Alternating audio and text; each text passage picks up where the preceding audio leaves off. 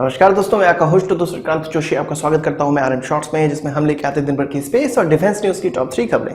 तो चलिए जान लेते हैं। दोस्तों, अपनी सबसे पहली खबर की हम लोग बात करेंगे जो कि इसरो और हमारे डिफेंस सेक्टर दोनों से जुड़ी हुई है। आपको पता होगा कि हमारी आर्मी में यूएवीज का इस्तेमाल किया जाता है, ड्रोन का इस्तेमाल किया जाता है, पर इनको कंट्रोल करने के लिए ग्राउंड कंट्रोल स्टेशन होता है और यह लाइन ऑफ साइट कम्युनिकेशन के सिद्धांत पे काम करता है। मतलब ड्रोन और ग्राउंड कंट्रोल स्टेशन के बीच में जो कम्युनिकेशन होता है वो लाइन ऑफ साइट कम्युनिकेशन होता है। लाइन ऑफ साइट कम्युनिकेशन को आप इस प्रकार से समझ सकते हैं, आप अपने छत पे चढ़े और जितनी दूर तक आप देख सकते हैं वो आपकी लाइन ऑफ साइट है, यानी कि जितनी दूर तक आप देख सकते हैं उतनी दूर तक ही आप कम्युनिकेशन कर सकते हैं। इस प्रकार की कम्युनिकेशन हमारे बड़े बड़े टीवी टावर के द्वारा, हमारे टीवी जो पुराना एंटीना के थ्रू हम रिसीव करते थे उसमें इस्तेमाल किया जाता था, पर अब हम लोग के टेलीविजन सैटेलाइट कम्युनिकेशन पे काम करता है। तो ठीक इसी प्रकार से अब हमारे ड्रोन सैटेलाइट कम्युनिकेशन पे काम करेंगे।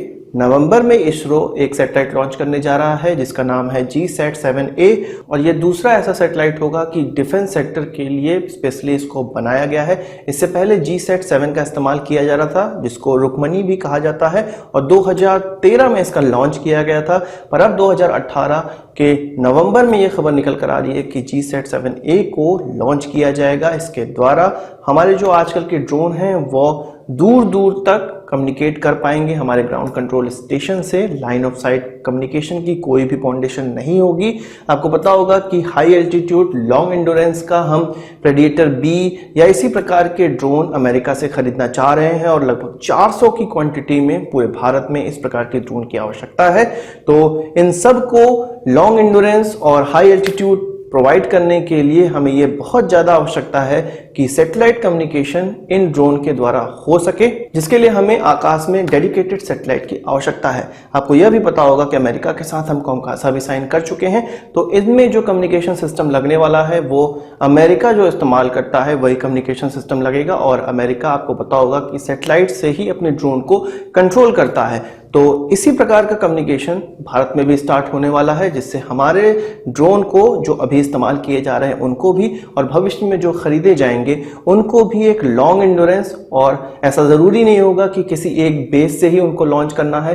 भारत के किसी भी कोने से हम उनको लॉन्च कर सकते हैं और उनको कंट्रोल कर सकते हैं, क्योंकि सैटेलाइट से इनका कम्युनिकेशन हो रहा होगा। इसके अलावा इसरो की GSAT-7C भी भविष्य की एक सैटेलाइट होने वाली है जो कि 2 से 3 सालों में लॉन्च की जाएगी और वो भी डेडिकेटेड इंडियन एयरफोर्स के लिए होगा, जो कि अभी आने वाली काबिलियत को और ज्यादा बढ़ा देगा हमारे 2-3 साल के बाद। अपनी अगली खबर की बात करेंगे तो वो हमारे देसी GPS नाविक की तरफ से आ रही है। आपको पता होगा कि ये जल्द से जल्द स्टार्ट होने वाला था, पर अब ये स्टार्ट हो चुका है। इसका मॉड्यूल लॉन्च हुआ है, 2 अलग अलग प्रकार के मॉड्यूल लॉन्च हो गए हैं जो कि नाविक पे ही काम करेंगे, उन्हीं की सिग्नल को रिसीव करेंगे, उनकी सैटेलाइट को सिग्नल को रिसीव करेंगे और प्रोसेस करके हमें GPS की तरह ही आगे आने वाले रास्ता को बताएंगे। ये जो व्हीकल ट्रैकिंग सिस्टम लॉन्च हुए हैं वो रामाकृष्णा इलेक्ट्रो प्राइवेट लिमिटेड और मोबाइल टेक कंपनी जो कि सांघाई की कंपनी है उनके द्वारा लॉन्च किया गया है और इस प्रोडक्ट का नाम है UTARQ। और यह प्रोडक्ट एक व्हीकल ट्रैकिंग सिस्टम है जिसको आप कह सकते हैं जिस प्रकार हमारे व्हीकल में कुछ GPS का इस्तेमाल किया जाता था इससे पहले ताकि उस व्हीकल की लोकेशन ट्रेस की जा सके, कुछ उसी प्रकार का मॉड्यूल यह भी होगा जिससे व्हीकल की लोकेशन ट्रैक की जा सकेगी। इसमें 2 प्रकार के मॉड्यूल लॉन्च किए गए हैं, L110 GNSS और एक L100 GNSS। L110 एक कॉम्पैक्ट मॉडल होने वाला है और L100 एक पैच ऑन टॉप मॉडल है और इन दोनों ही मॉड्यूल के अलग अलग काम हैं। तो इन मॉड्यूल के लॉन्च होने से ऐसा नहीं है कि हमारा मोबाइल भी अब नाविक पे काम करने लगेगा। ऐसा कोई एप्लीकेशन अभी इसरो ने लॉन्च नहीं किया हुआ है, इसके लिए थोड़ा समय लगने वाला है। एक्चुअल में जैसे GPS मॉड्यूल होते हैं जो कि GPS सिग्नल पे काम करते हैं, उस नेविगेशन सिस्टम पे काम करते हैं, कुछ उसी प्रकार से अभी शुरुआत हुई है एक नए मॉड्यूल की और ये प्राइवेट कंपनी सामने आई है। आप में से बहुत से लोगों का प्रश्न यह होगा कि सांघाई की कंपनी को इसमें क्यों इन्वॉल्व किया गया, डेटा ब्रीच हो सकता है।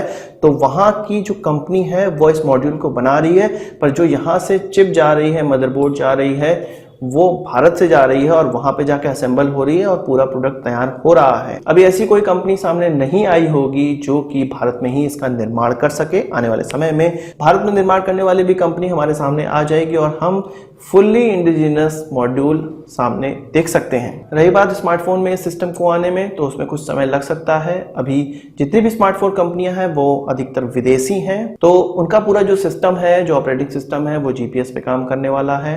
अगर उसको नाविक में काम करने योग्य बनाना होगा तो थोड़े से R&D की आवश्यकता होगी।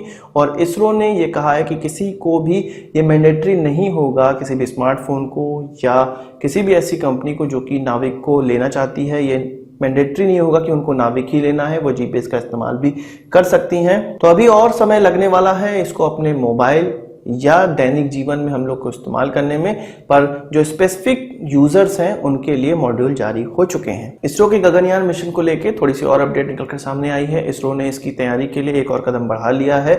इसके लिए लॉन्च पैड तैयार हो रहा है श्रीहरिकोटा में, और ये तीसरा इस लोकेशन में लॉन्च पैड होने वाला है। इस तीसरे लॉन्च पैड का इस्तेमाल गगनयान के लिए रॉकेट को लॉन्च करने में किया जाएगा। इसके अलावा SSLV के लिए जो लॉन्च पैड बनाना है उसके लिए भी जगह ढूंढी जा रही है, और हो सकता है यह गुजरात में कोई लोकेशन ढूंढ के वहां पर SSLV के लॉन्च के लिए लॉन्च पैड बनाया जाए। SSLV का मतलब स्मॉल सैटेलाइट लॉन्च व्हीकल।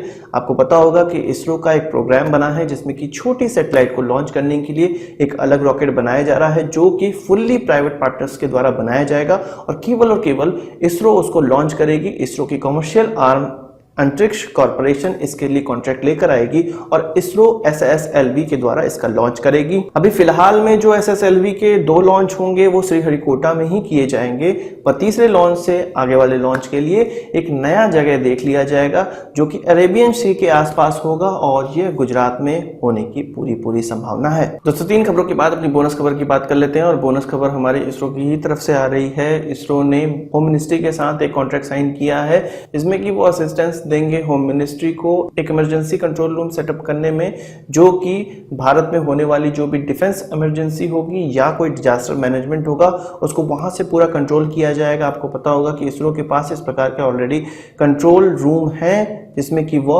अलग अलग स्थान पे अपने सैटेलाइटों की जानकारी लेते हैं और इन सैटेलाइटों के द्वारा हो रहे कार्यक्रम को मेंटेन करते हैं। तो उसी तरह से कुछ होम मिनिस्ट्री भी चाहती है कि उनके पास एक पूरा कंट्रोल रूम हो जहां से देश में होने वाली हर घटना को कंट्रोल किया जाए। तो उसके लिए इसरो के साथ एक पैक्ट साइन कर लिया गया है और इसरो इसको डेवलप करने में, इसको बनाने में भारतीय होम मिनिस्ट्री की साथ देगी। तो आज की इस वीडियो के बस इतना ही। आशा करता हूं आपको वीडियो पसंद आया। अगर आपको एक बड़ा थम्स अप जरूर देंगे इस वीडियो से संबंधित कोई सवाल सुझाव तो कमेंट बॉक्स में जरूर लाइएगा, और यदि आपने हमारे चैनल को सब्सक्राइब नहीं किया उसे भी कर लीजिए, क्योंकि हम इस प्रकार की वीडियो लाते रहते हैं। और यदि आपको इस प्रकार की स्पेस और डिफेंस न्यूज पढ़ने का शौक हो तो आप हमारी वेबसाइट captainandtricks.com पे भी जा सकते हैं। वहां पे आपको इस प्रकार की इत्मीनान से खबरें पढ़ने का मौका मिलेगा। नमस्कार, थैंक यू, जय हिंद।